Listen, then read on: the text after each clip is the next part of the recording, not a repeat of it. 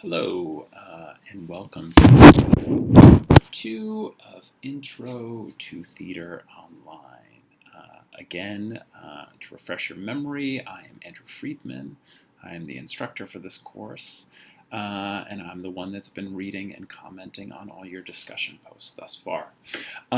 So first of all, I want to take a second to welcome you all again. I'm glad to see that we have a variety of students in the class. Some of you have a lot of theater experience, seeing theater, performing in theater. Some of you have no theater experience. Some of you are somewhere in between those two poles with some moderate theater experience. But hopefully one of the things that we learned from last week's readings is that while theater may be a specific element of the larger category of performance, performance is something that is closely aligned with theater and which all of you have some experience with. So my hope is going forward that you'll be able to identify the types of performances that you have participated in, that you are interested in, whether they be sports or some other form of competition, and start to think across to consider how performance and theater are related. What qualities does a basketball game share with Shakespeare performance, for example? Okay, one other thing before we get started thinking about this week's readings is I just want to remind you all that if you have any questions about the assignments, about the due dates, anything regarding the coursework, please feel free to contact me. Some of you mentioned a few little blips here and there in information on the syllabus. I try to correct all that stuff, so please check the syllabus first and the course calendar. If you have any outstanding questions after that, please feel free to contact me. I'm here to help. If you're having technical issues, again, that's for BSU IT because I don't know much about computers. Okay, moving on to this week and thinking about text. So in chapter 2, you're going to approach this idea of text.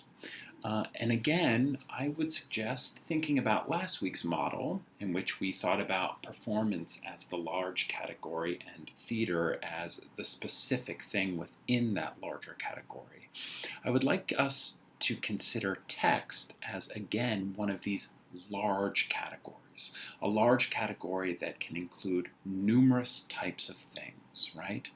And as you'll see in the reading, most things can be considered a text as long as it's something that we could read or analyze or interpret or critique, right? So as long as it can be approached in any of those ways, we might consider it a text, right? So that's the big, broad category. And within that large category, we have drama, right, or plays. And this is a specific type of text that requires certain types of reading, analytical, interpretive, and critical skills to approach, right? That is to say, we wouldn't necessarily consider reading a novel in the same way that we would read a play, right? We wouldn't read or analyze a series of tweets the same way that we would read or critique an August Wilson play, right? So one of the things that we want to keep in our mind as we go forward are what types of skills and what types of questions and considerations do we need when approaching a dramatic text. That is to say, something that is written to be performed, right? Which is different than, say, a novel, right? Or a poem. While some might perform poems, okay, maybe not the best example, but a novel, which is not necessarily written or to be performed, okay? So we want to keep in mind those different set of skills. And one thing that I would like to suggest when we're thinking about reading plays is that unlike a novel, which arrives to us in the form that it is supposed to be consumed in, right? So when you receive a novel, you get it in a book form, and the way that you encounter it is exactly how the author intended it to be encountered or consumed, right? This is entirely different when we get to something like dramatic texts, because a dramatic text is almost always a blueprint for a performance, right? A blueprint for a performance. It doesn't give us the performance itself, it gives us a blueprint. So one way we might think about this, which is a way that many of us might be familiar with, is when you get a piece of furniture from IKEA or Amazon or any place that delivers furniture that you have to put together, right? And you get a set of instructions, and these instructions are telling you how to build the final product, right? When it comes to a novel, we just get the final product, right? Here it is, you buy the book, you get it, right? And the idea is when we encounter a dramatic text, this is a blueprint for something that we don't have yet, that we need to build, right? So when you buy a bed from IKEA, that set of instructions is not the bed. It is a blueprint for how to make that bed to arrive at that final product. And this poses significant challenges for us when we encounter dramatic texts, because some of the things that we need to do are consider how this thing might look when it's put together, right? When it's all constructed. So that means with lights and sound and performers and costumes and people's voices and all of these elements, some of which might be stipulated in the play and in some instances not, we need to fill in or imagine what they'd be to get a better picture of what this play is about, right? So in this chapter, you'll find that there are 6 steps for reading a play. Please pay attention to that. It's going to be quite helpful when we move forward. And that's not to say that there are only 6 steps. This is just a good starting place if you don't have a lot of practice reading plays or you haven't read them in a while.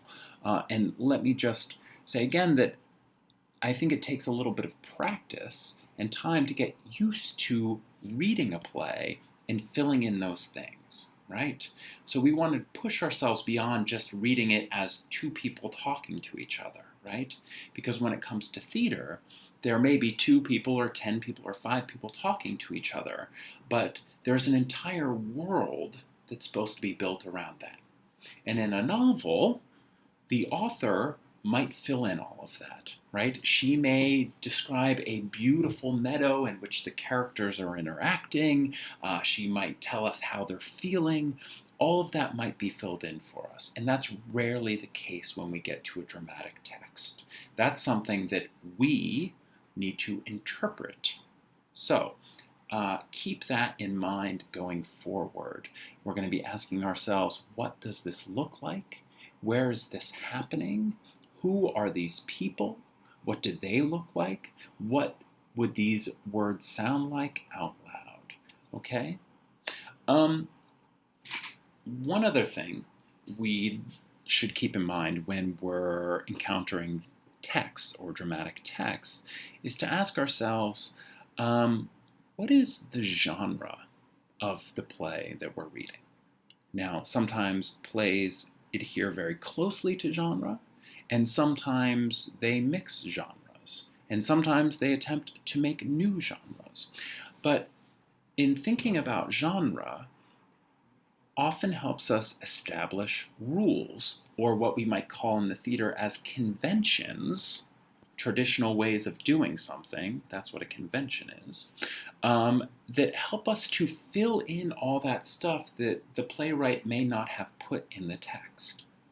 And one maybe easy way to think about this is to think about films. Think about movies. Many of you mentioned movies in your discussion posts, in your introduction to yourself, and this in the United States is the dominant form of entertainment, movies and maybe television too.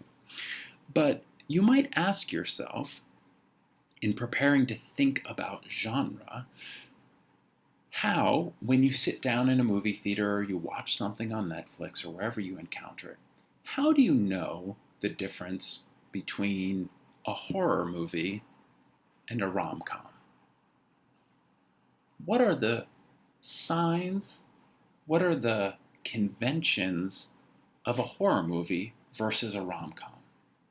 Because I imagine most of you, 30 to 40 seconds into a movie, will know the genre of the movie, right?